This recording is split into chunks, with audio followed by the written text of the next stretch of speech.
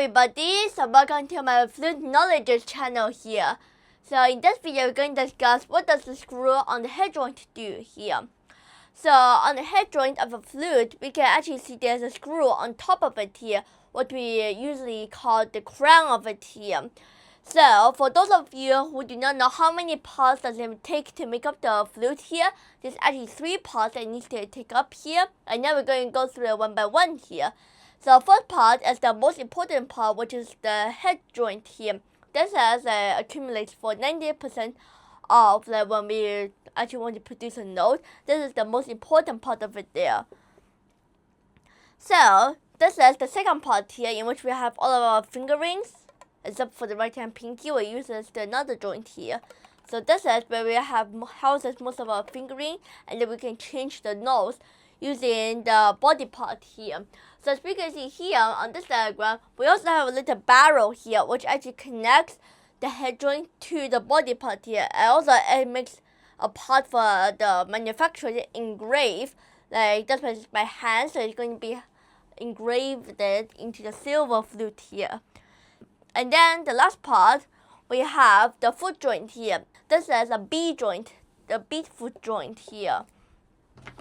So in the foot joint, time for some knowledge on the foot joint, we have 2 types, a C foot joint and a B foot joint.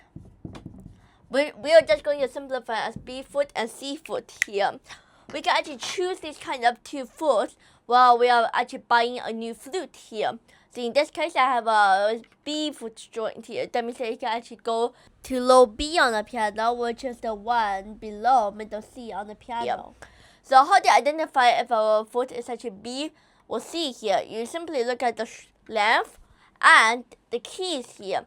So here we have 3 keys, well, that covers 3 holes there. So that means that there's a B here. And there's actually, on some flutes, there's actually a key here on the top of it that we can close independently for the B key here. This is called a B key because it closes the last hole of the instrument there, which is the flute here. So this key closes only for the B foot here. So that means that if I play the highest note on the flute there, if I press this key, then it's going to be much more responsive. That means that if I'm going to do jumps, then it'll be much more easier for us there. But if it's on a C joint, then we don't have it here, because C joints, like on this illustration, only have 2 keyholes there. So that means there's no extra length of them here. Also, this key also adds extra length and extra weight here. But this extra weight and extra length actually produces much more resonance on the lower registers, which, as you can see, we have more metal to vibrate them as well there. So this is the parts of the flute, and also some variation on the foot joint as well there. So using these 3 main parts, we also have some very important parts as well, like the keys. We change it, like we change our fingering to produce different notes using the keys here. And we also have an embouchure hole in which we blow air into. And a bonus part is that if I only use the head joint, I can also make a sound. I can also make a sound only of the head joint because it has the embouchure hole there. And then there's a lip plate in which our lip touches the flute here. And then there's a crown that we're going to talk about today here. So I was very interested about what is this kind of screw here. So this is, as we talked about, the end of the head joint here, and what is under the crown, because as we all assume that there might be something that is covering that, because it can't be just there for a reason. So at first I started that maybe this is just a thing to cap it off so that the air goes this way, because as we all know, if you want a note on the flute, there needs to be a tube. But not any kind of tube, like this tube can also produce a note with an embouchure hole, but the air cannot go to the 2-sided air. So that means that if it goes 2-sided, then we can only hear the sound of our breath here. Because the air will escape, we want the air to be concentrated on one way so that our fingers can actually know that, okay, this air will cover this hole, and then if we do not cover our hole with our finger or press the key, then the air will escape outward here. So we want the air to concentrate in one way. Otherwise, if we do a double-sided there, then we cannot like play here and play there at the same time. We cannot control the air, so that we can play different notes here. So that's why we have this kind of crown to cover it up here. But the crown does not do the job by its own here. The crown, as I searched more deeper, is actually a part of thing to actually adjust the mechanism that it is actually hiding. So the mechanism that is actually hiding is this thing here. Here I draw a simplified version of a head joint here. So because I cannot actually do it, because if I actually screw it out, then it's going to ruin the whole tuning of the flute here. So I draw the diagram here. So this crown, as you can see here, it's actually much more deeper here. From here to here, there's a cork here. See? From this kind of lip plate to the crown. This little space between it, as I just showed here, there is a cork. So this is the cork.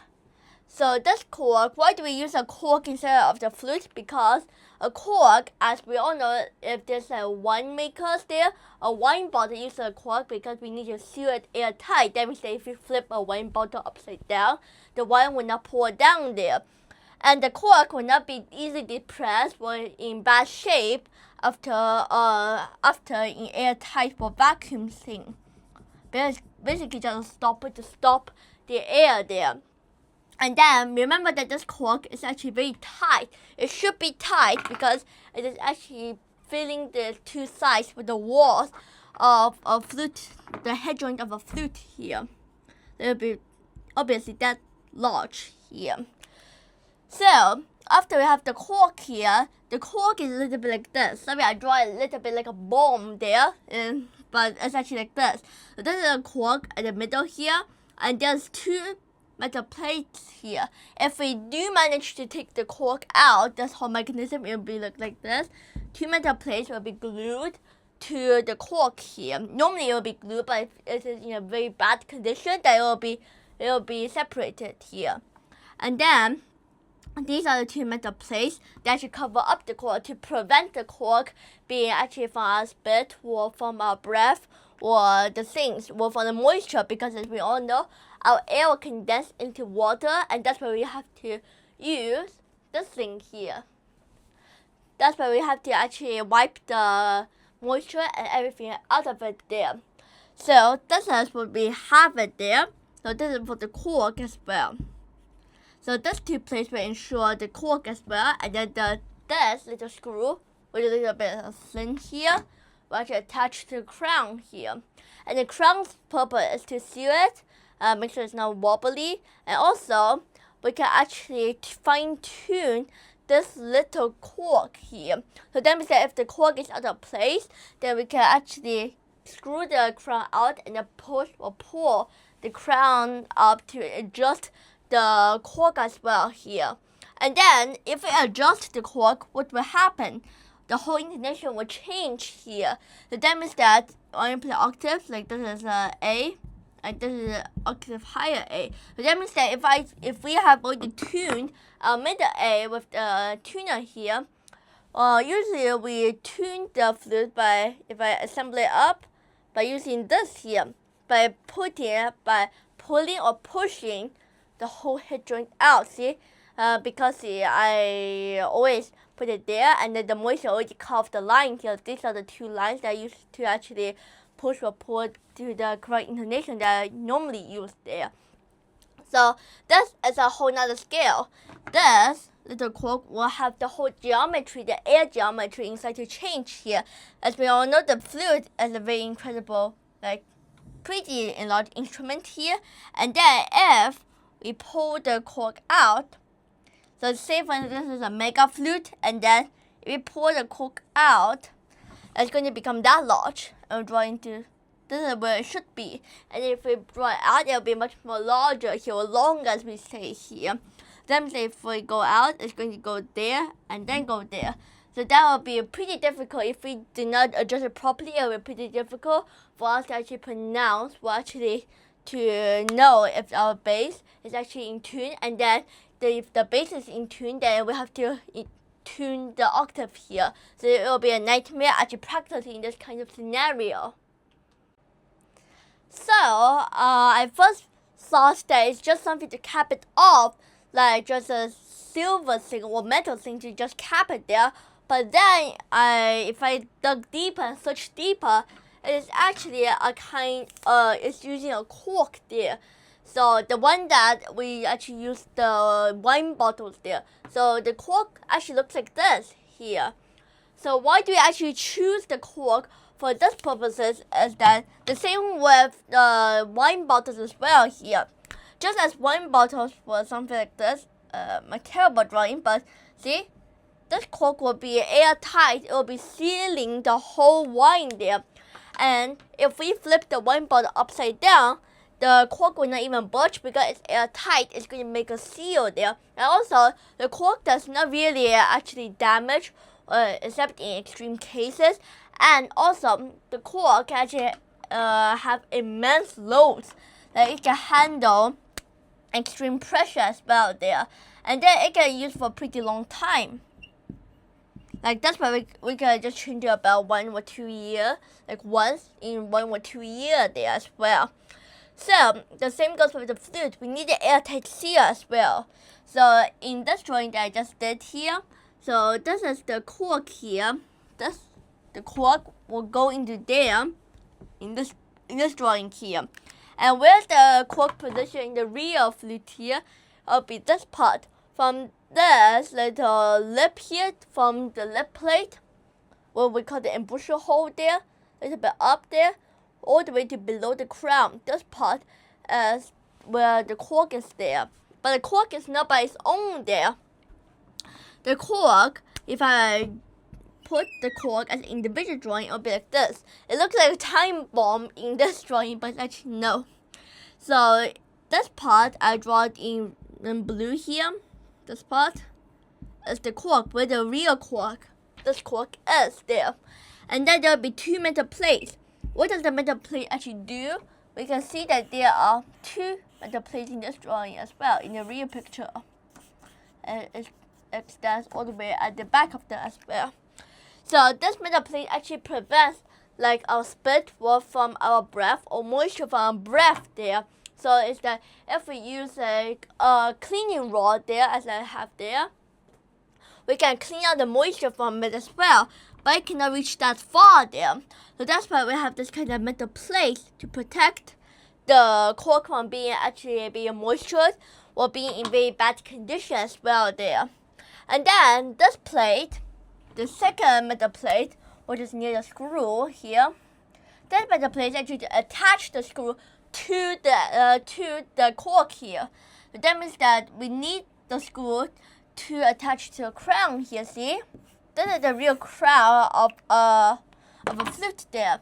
So after we attach it to the crown via there's actually a little it's actually a screw here, and then we can adjust the micro adjuster using the crown here. So how we actually adjust it? This should not be moved unless we really need to move it here. So actually, if we really wanted to move it, we just need to screw the crown out. Let's screw the crown loose, not too loose that it fall off, but just loose enough that we can still insert a little bit of effort here. And be sure that the cork should be very hard to move because of, as we said, it's airtight as well. If the cork is too loose, then it means that it should be a bad cork there. So a bad cork looks like this. This is in a terrible condition here. This is one of the extreme cases in which it is going to be decolorized into green here. And then if we have the cork that's too loose, we just put the finger in and it just drops straight out. That means that it's just too loose and it's started to fall out as well. Because it is a natural thing, the cork also begins to shrink and shrink and shrink during time periods as well. That's why you still need to change the cork as well.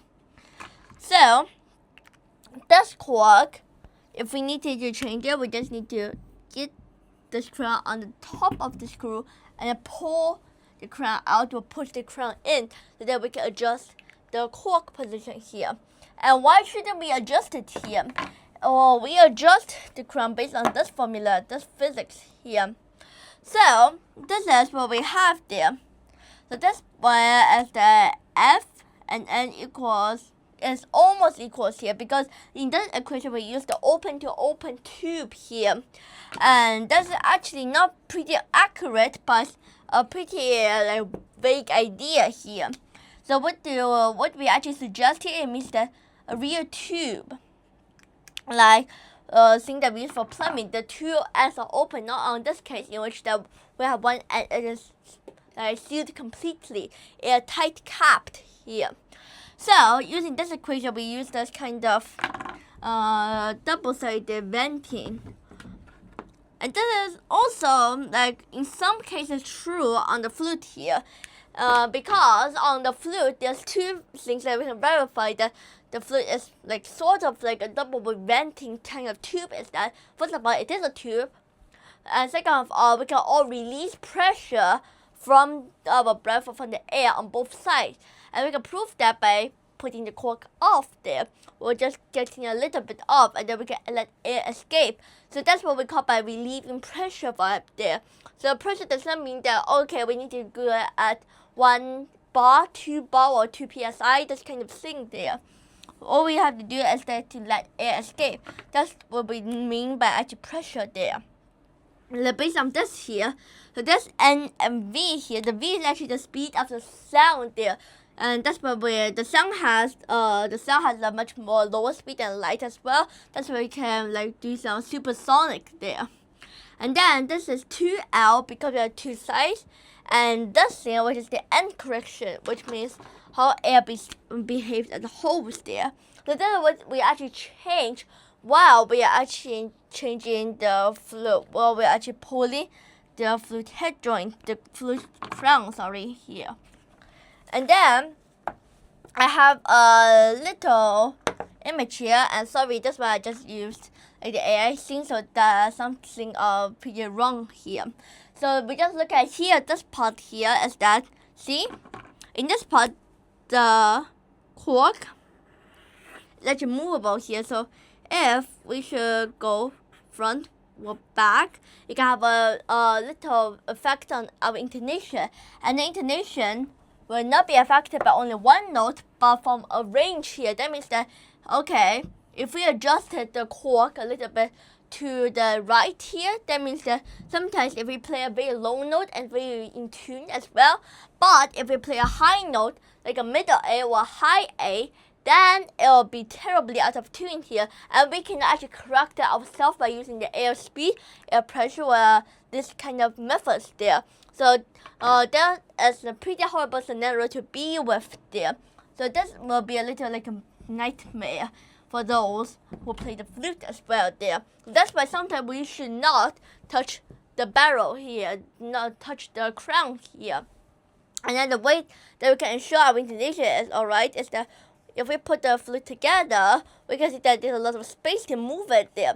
So that is actually how we actually get intonation right. See, I already carved not carved two lines, but it is just there naturally here. So we can see that if we put it down, see, we can actually align it to this kind of line that I already have. So we actually pull or push the whole head joint in or out to actually get our intonation right here. So that's actually like how we get our intonation in the normal ways. And if we experience this kind of intonation not correct in the upper register, or it's not balanced, then we should think about getting the cork here. As we say, if we put the cork, it's like this here. And how do you check if the cork is actually correct there? There's actually a little method there. Is that because if we buy a new instrument like this flute, a new flute, every product or every manufacturer will give us a little cleaning rod here.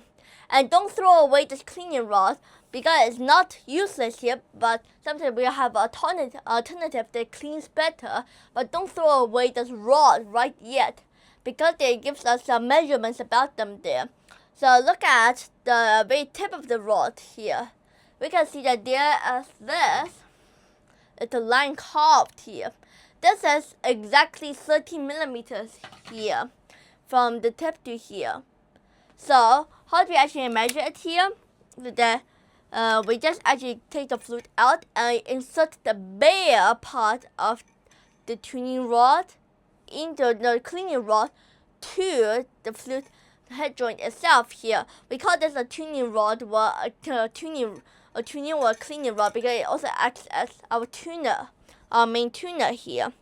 So if we can see here, the line, if we can get a focus here, the line, it should be right at the center of it there, right at the center of our embouchure hole. And be sure that our tuning rod / cleaning rod should be hitting the end here so that it has no way to go here. Then if we go down, we see the line. Okay, then if it's at the middle, at the center of it, then it should be great. We don't need to touch or move or screw the crown here. And then that's actually how we actually tune it here, and then we just push or pull the crown if needed to ensure the maximum intonation of it there. So if we checked it out using this kind of cleaning rod or tuning rod method here, then we can depend if we really need to tune it.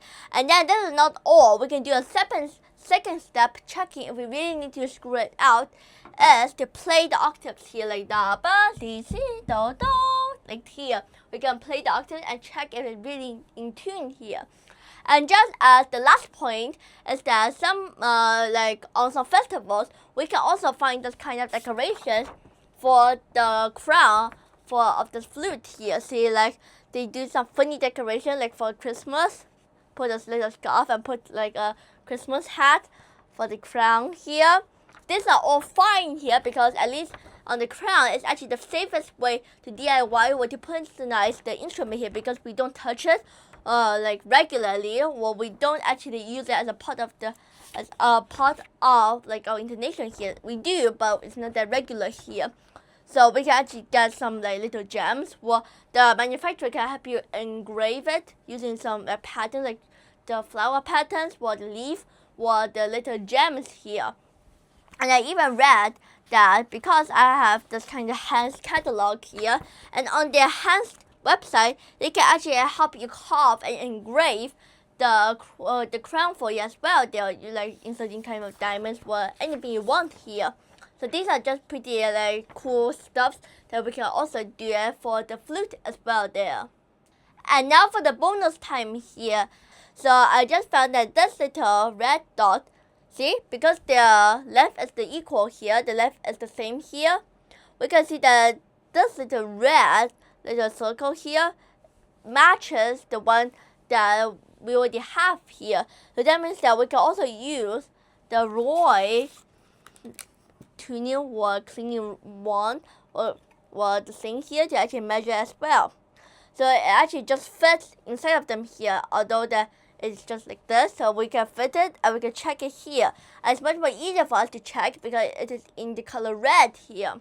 So this is the little bonus or surprise that I also found if we use the kind of rod, this kind of cleaning rod as well there. And that's it for today's video here. And if you like more videos, subscribe to my channel.